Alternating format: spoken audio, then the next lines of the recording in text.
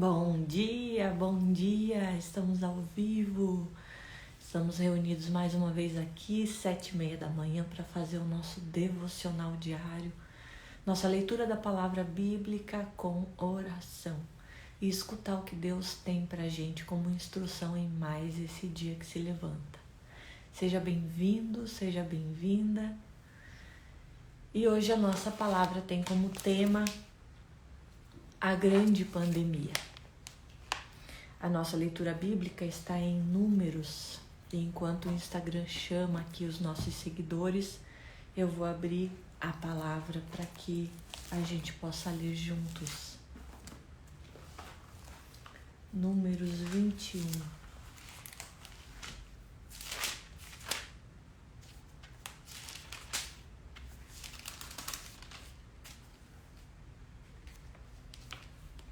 E a leitura do nosso devocional de hoje diz o seguinte: em 1918, foi diagnosticado que Albert, um cozinheiro do exército americano, contraíra a gripe espanhola. Antes do término daquele ano, essa doença já havia dizimado cerca de 40 milhões de pessoas. Este vírus altamente contagioso tornou-se uma epidemia global. Um médico relatou que os pacientes que mostravam sintomas semelhantes ao da gripe desenvolveram rapidamente os piores tipos de pneumonia jamais vistas e sufocavam em questão de horas. Bom dia, Aurilene, seja bem-vinda.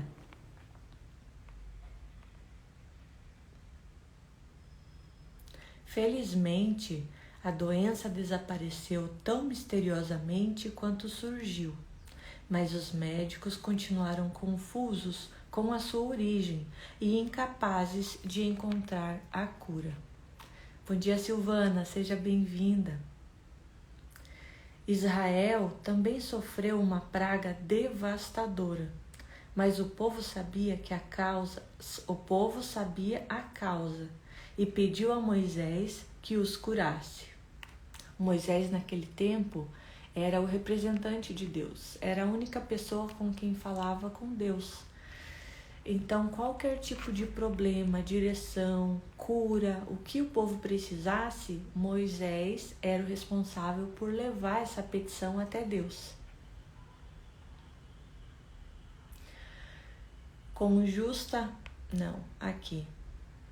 Por que o povo pediu a Moisés e por que o povo estava morrendo? Eles tinham sido ingratos e falado contra o Senhor por causa do maná que Deus lhe providenciara. O maná nascia todos os dias, brotava no chão e eles estavam reclamando porque eles queriam outro tipo de comida. Com justa ira, Deus enviou serpentes cujas mordidas venenosas deixavam uma ferida fatal. As pessoas morriam mesmo. E ordenou a Moisés que fizesse uma serpente de bronze e a colocasse sobre uma haste, sobre uma cruz de madeira. Todos que olhavam para essa serpente permaneceriam vivos. E qual que é a correlação dessa serpente de bronze colocada sobre essa cruz? Séculos mais tarde, Jesus descreveu esse fato como um símbolo da sua morte na cruz. Abre aspas, palavras de Jesus. Assim importa que o Filho do Homem seja levantado, para que todo o que nele crê tenha a vida eterna. Esse versículo está em João 3. Bom dia, Renatinho, seja bem-vindo. Qual que é a correlação aqui que Deus nos mostra através da palavra? Quando o povo murmurava no deserto e era ingrato por causa das coisas que Deus lhe dava, mas ainda assim ele reclamava, Deus enviou doença como juízo para exterminar aquele povo. E ele mostra que a única forma de salvação é justamente olhar para a cruz. As pessoas que eram curadas eram aquelas que olhavam para a serpente de bronze, que representava Jesus. Nos nossos dias acontece a mesma coisa. Somente aquelas pessoas que olham para essa cruz, que se deparam com o que Deus levantou, é que são capazes de serem salvas. Salvas para a vida eterna, salvas na sua própria vida. Porque, em primeiro lugar, existe a salvação do espírito, mas depois a salvação da sua alma precisa ser feita. E isso é uma coisa que poucas pessoas explicam, que existe essa diferença. Bom dia, Andréia. Bom dia, Écio. Sejam bem-vindos. As pessoas normalmente acham que o processo de salvação finalizou na hora em que elas aceitam Jesus como seu Senhor e Salvador. Mas, no entanto, muitas pessoas têm morrido dentro das igrejas por falta dessa informação. A palavra fala: o meu povo perece porque lhes falta entendimento. A verdade está na palavra, mas além de não compreenderem, acabam não lendo. Então, esse entendimento que falta é justamente aquilo que mata as pessoas. E no caso aqui da nossa explicação, é a salvação da sua alma. Porque a salvação do seu espírito, ela é instantânea, é gratuita, é pela graça, não exige esforço nenhum. Mas a sua salvação da sua alma, da sua mente, das suas emoções, dos seus sentimentos, das suas atitudes, o seu domínio próprio, para conseguir frutificar os dons do Espírito, os frutos do Espírito, para você conseguir ter isso na sua vida, você precisa exercitar a sua salvação. E aí é salvação da sua alma, não do seu espírito. Porque lembra, o reino é daqueles que se apoderam dele e com esforço. Qual é o seu esforço? É justamente o de estudar e conhecer a palavra. À medida que você conhece e prossegue em conhecer ao Senhor, é que a sua salvação vai sendo aperfeiçoada. Porque não adianta você ter uma vida eterna e continuar doente dentro da igreja. Não adianta você ter a vida eterna e você matar as pessoas que estão ao seu lado, porque você é rude, grosseiro, porque você é maledicente, porque você mente, porque você magoa, machuca as pessoas. Então é preciso ter essa busca com sabedoria. Lembrar que o reino é tomado por esforço. E aqueles que se esforçam são os que se apoderam dele. O nosso devocional finaliza dizendo: você já confiou em Jesus para que ele cure o seu pecado? Existem hábitos que a gente tem e que algumas vezes são pecados. Pecados que estão ocultos, pecados que para o nosso mapa de mundo, para a nossa rotina, eles são normais, entre aspas. Justamente porque são hábitos, porque são coisas que se praticavam há muito tempo dentro da sua casa, dentro da sua família, com as pessoas que você convive, e às vezes isso para você é normal. Mas da mesma forma que Deus instruiu Moisés a levantar a serpente naquela cruz no tempo de deserto, nós olhando para a cruz de Cristo podemos ter a nossa cura. E aí essa cura pode alcançar a sua alma a tal ponto de tirar de você esse hábito. Você já pediu para o Espírito Santo para ele conseguir mudar os seus hábitos? Aquilo que você está acostumado a fazer e que você sabe que não te faz bem. Ele é capaz de mudar todas as coisas. É uma experiência real essa. Olhe para Cristo hoje. ou você poderá estar perdido para sempre. E aí eu acrescento, pior do que ter a perdição eterna é de repente você viver nesse mundo hoje, agora, e perder a sua alma. Se perder dentro de si. É muito grave isso, porque as pessoas acham que simplesmente o processo estagnou, finalizou, na hora em que ela aceita Jesus. Mas aí, continuar vivendo nessa terra como um morto-vivo também não é a solução, não é o que Deus tem para você. Ele veio para que você tenha vida, e vida em abundância. Vamos ler então a passagem, Números 21, do versículo 1 ao versículo 9, não é muito extenso, e fala exatamente desse tempo. No primeiro mês, toda a comunidade de Israel chegou ao deserto de Zim e ficou em Cádiz. Ali, Miriam, a irmã de Moisés, morreu e foi sepultada. Não havia água para a comunidade, e o povo se juntou contra Moisés e contra Arão. Discutiam com Moisés e disseram: quem dera tivéssemos morrido quando os nossos irmãos caíram mortos perante o Senhor.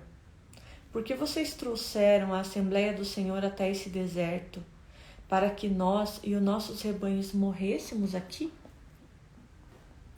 Moisés tinha tirado o povo da escravidão do Egito e o povo ainda assim reclamava. Bom dia, Letícia, seja bem-vinda. Aqui não há cereal, nem figos, nem uvas, nem romãs, nem água para beber. Olha o tamanho da ingratidão do povo. Eles recebiam o maná todos os dias, o pão do céu que Deus enviava para sustento do seu povo. E eles reclamavam, porque eles lembravam das cebolas do Egito, diz a palavra. Lembravam daquilo que eles tinham na época da escravidão, o engano. Sabe quando você tem um animalzinho de estimação, por exemplo? Você tem ele cativo, dentro de uma prisão.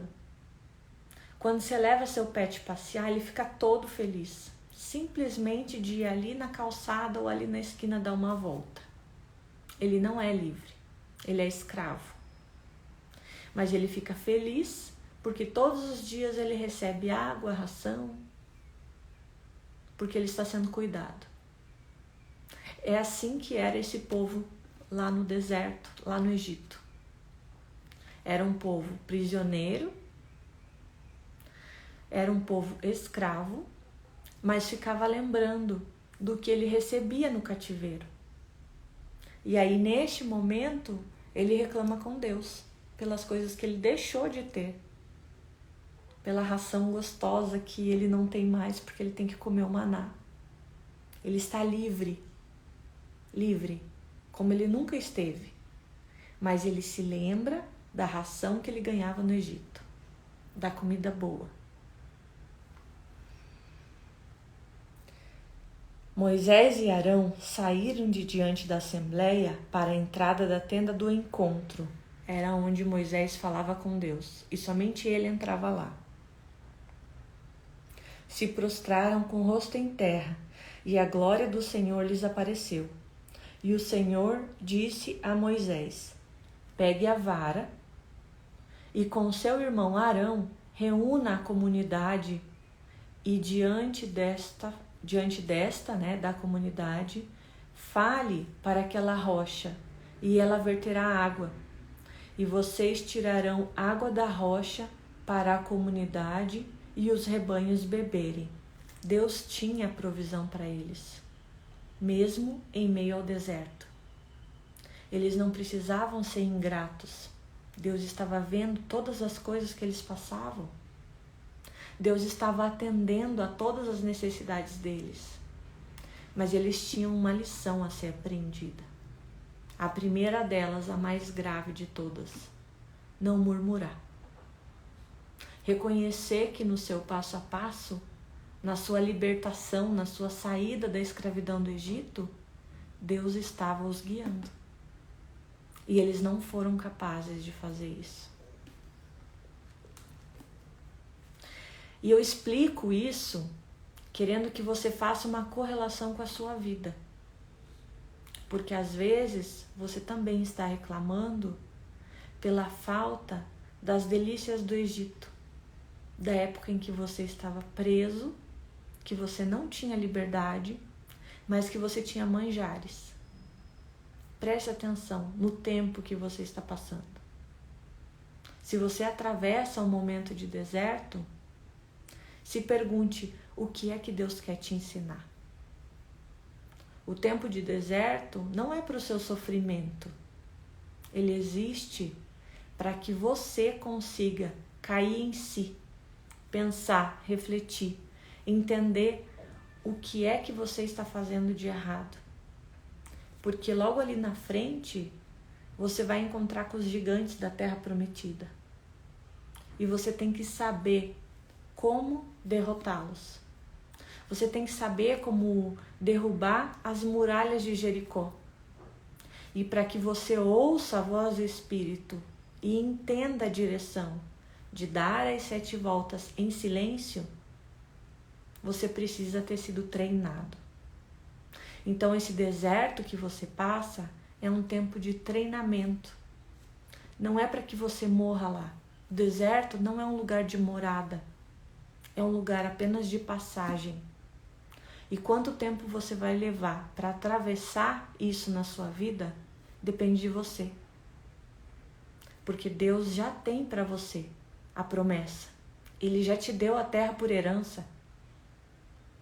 Você só precisa ouvir e obedecer. Mas você precisa ouvir e obedecer.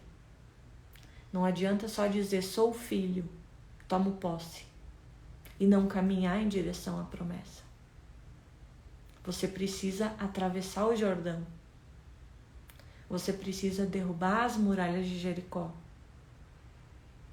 Assim, vencendo as suas batalhas, aquelas que não são minhas, são somente suas, é que você vai conseguir chegar na terra da promessa e derrubar os gigantes que moram lá. Então Moisés pegou a vara que estava diante do Senhor, como este lhe havia ordenado. Moisés e Arão reuniram a assembleia em frente da rocha, como Deus havia falado, né? E Moisés disse, escutem, rebeldes, será que teremos que tirar água dessa rocha para lhes dar?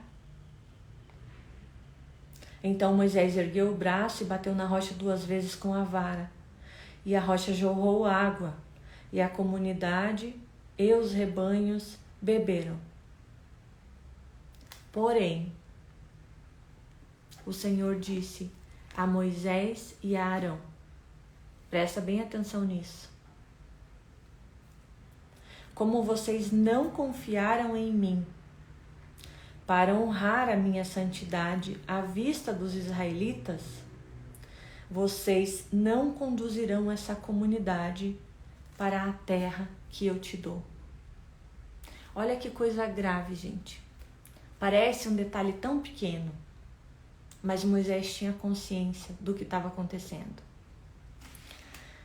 Deus fala na instrução que Moisés pegue a vara, vá até a rocha e fale com a rocha. Deus não mandou que Moisés batesse com a vara na rocha. Por quê?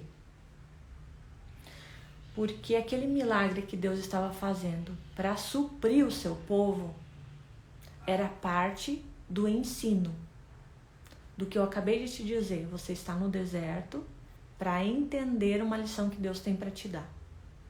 E parte daquele aprendizado do povo era justamente confiar em Deus. A glória de todos os milagres tinha que ser de Deus. E quando Moisés pega a vara e bate na rocha, pode dar a impressão que essa água saiu porque ele bateu, porque ele é forte ou porque a vara tem um efeito. E aí Deus perde a sua glória, perde o milagre, perde a assinatura daquele milagre, a autoria. Quando isso acontece, Moisés rouba de Deus a glória que era dele. E aí qual a consequência disso? Ele não entra na terra prometida. Ele guia o povo através do deserto. Ele vê a terra da promessa, mas ele não tem autorização de pisar na terra. Ele perde a sua herança, porque ele desobedeceu e tirou a glória de Deus. Então veja como é sério isso, como é grave. Quando você recebe uma instrução de Deus, você não pode distorcer aquela instrução.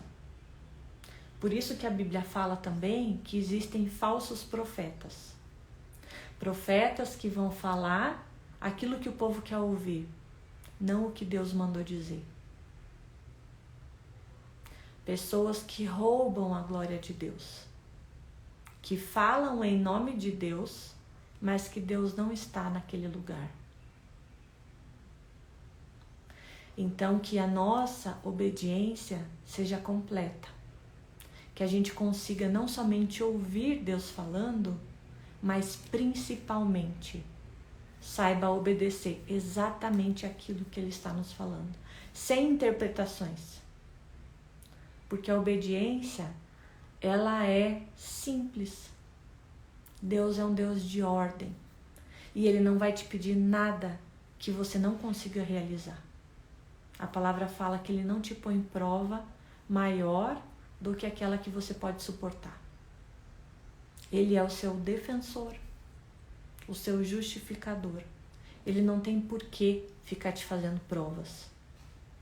Então a gente precisa apenas confiar e não fazer com a nossa força do nosso braço.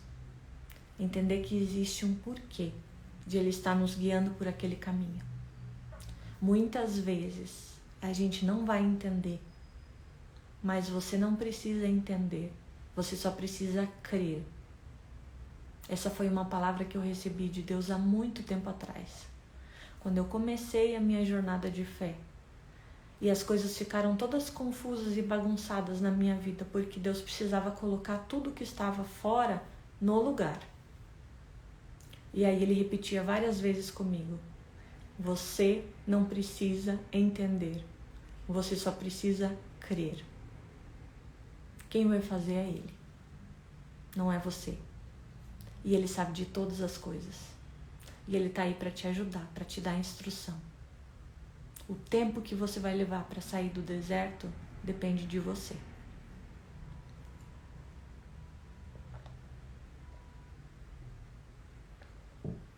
Então vamos orar? Senhor, eu te agradeço, Pai. Te agradeço por esse dia, por essa instrução. Te agradeço porque o sol se levantou essa manhã e as suas misericórdias se renovaram. Porque o choro pode durar uma noite, mas a alegria vem pela manhã. Porque o Senhor está conosco em todo o tempo, é o nosso consolador, é o nosso instrutor, aquele que nos guia em todo o tempo. Como o Senhor sempre fala, repete pra gente: eu vim para que tenham vida e a tenham em abundância. Que nós possamos ouvir e obedecer a sua voz, como uma criança, como o Senhor instrui, que deles, dos pequeninos, é o reino dos céus, porque tem um coração puro, ensinável, entregue. Porque como um coração de criança deve ser o nosso. Nos ajuda, Pai, a aprender cada vez mais rápido essas lições que o Senhor tem pra gente, para que esse tempo do deserto seja um tempo cada dia mais rápido, um lugar só de passagem, um lugar aonde nós podemos encontrar a Tua presença, aonde nada mais à nossa volta nos chama atenção. Esse é o verdadeiro significado do deserto. É quando nós estamos sem prestar atenção em mais nada que existe à nossa volta e somente conversando com o Senhor, que está ao nosso lado nessa caminhada. Que a gente entenda essas lições preciosas que o Senhor traz. Que a gente ouça a sua voz. Que a gente possa ver o teu agir e o teu mover em cada instrução para a nossa vida, em cada detalhe do que está à nossa volta, em cada circunstância, em cada pessoa. Que Romanos 8:28 seja realidade para o nosso dia, aonde diz que todas as coisas cooperam para o bem daqueles que amam a Deus e que são chamados segundo o seu propósito. Que nós possamos nos colocar nesse lugar de herdeiros, de chamados e escolhidos, e entender que todas as coisas, absolutamente tudo, coopera para o nosso bem.